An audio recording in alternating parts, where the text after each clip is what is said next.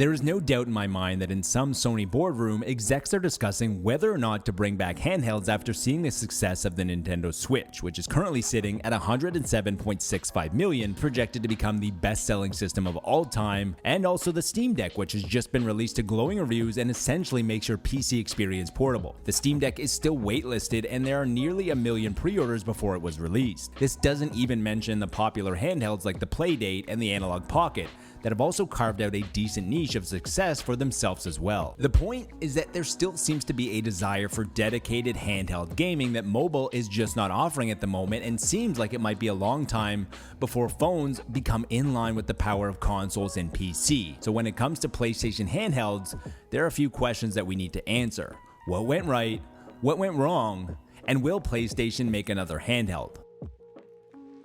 First, we should talk about what went right, and Sony's first foray into the dedicated handheld gaming market was considered a pretty big success by all metrics. Considering that sales data is not the easiest to come by, the PlayStation Portable sits around the 10th best selling of all time, where the Game Boy Advance and the PSP could be interchanged, as they both have sales between 80 and 82 million. Sony also indicated that the PSP had sold over 331 million units of software, which works out to an average attach rate of 4.33, which is decent and comparable to the Nintendo 3DS, the Game Boy, and the Game Boy Advance. And sure, the PlayStation Vita didn't sell nearly as good as the PlayStation Portable at around a fifth of what Sony's first handheld sold, was somewhere in the ballpark of 16 million. Sony was ahead of their time with the PS Vita for a few reasons. The PlayStation Vita launched in 2011 with an OLED screen, which is only now becoming the norm due to the high cost it took to manufacture. It took the Nintendo Switch 2 iterations until they finally added an OLED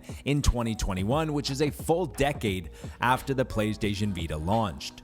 The PlayStation Vita also featured a touchscreen on both the front and the back of the system, and if you think about what was going on back in 2011 when the system launched with dual touchscreens, the market wasn't fully there either. The iPhone 4 had just gone on sale, the iPad had just gone on sale months earlier, and the Wii U had yet to launch with its giant Fisher-Price touchscreen. Not only would being one of the first to produce a touchscreen for the masses be expensive, but you're also working with developers who are still figuring out how to program these features. For the time, the PS Vita had some beefy specs with some great hardware features, including dual analog sticks, capacitive touch, and the option to purchase a 3G version. What went wrong? Obviously, one of Sony's biggest problems dating back decades is their insistence on proprietary media, and the PlayStation Vita was no different. My childhood is littered with Sony media formats that never stood the test of time, including Betamax, mini discs, and UMDs.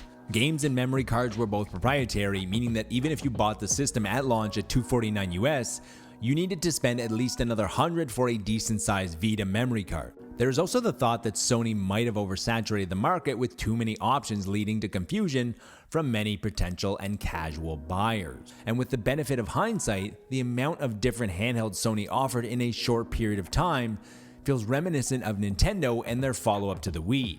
Everyone knows one of the major failings of the Wii U was the lack of distinction from its predecessor. With Sony PlayStation, it's clear which model is better than the next, as they've all been numbered. Call it boring, but there is zero confusion when it comes to buying a new home PlayStation. The PlayStation 5 is better than the PlayStation 4, the PlayStation 4 is better than the 3, and so on. And when it came to their portable offerings, the messaging was much less clear. Portable, Go, Street, Vita. If you asked any random person on the street to put these in order of least to most powerful, they would have no idea. One of the biggest issues in my eyes is that there wasn't premium support. After a few years, the PlayStation Vita found strong success with indie titles like Spelunky, Rogue Legacy, and Hotline Miami. However, as we've seen since home consoles became a thing, you need first-party premium titles to this day, which is why we see Sony and Microsoft making all these acquisitions. It's not that they didn't have premium games on the system, they were just more of the Kirkland version.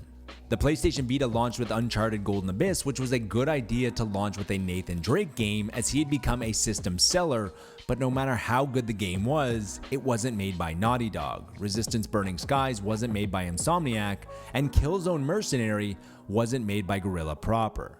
There's nothing wrong with any of these games, to be clear, they just aren't Coca-Cola.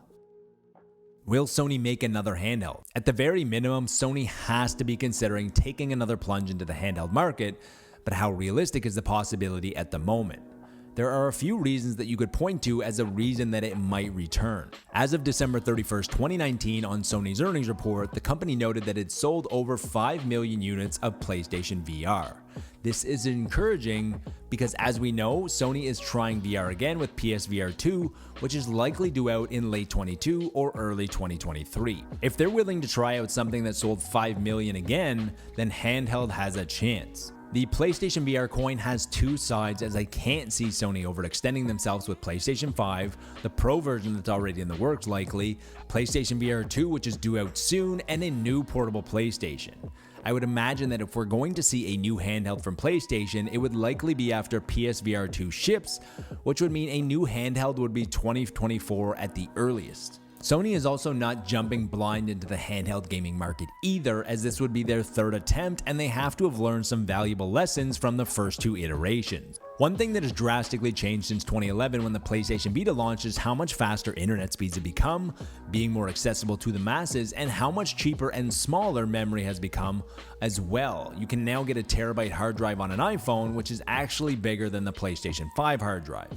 The reasoning for mentioning speed of the internet and hard drives is because digital media is now much more widely accepted than it was a decade ago. Digital sales were already trending upwards, but that was accelerated by the pandemic when people realized just how simple and easy the process was. There is some speculation going around that Sony is interested in taking another swing at PlayStation Portable that will launch in the same window as the PlayStation 5 Pro, but this is all largely unsubstantiated, as I have found nothing credible that backs this at all. From the outside looking in, there seems to be a lot of reasons why PlayStation should make another handheld, whether due to the success in the market or technology catching up with their earlier ideas, but Nintendo Switch scratched the idea of being able to play your games anywhere that the Steam Deck is following up on, and if Sony can take some of these ideas just a little bit further, it seems like a guaranteed success.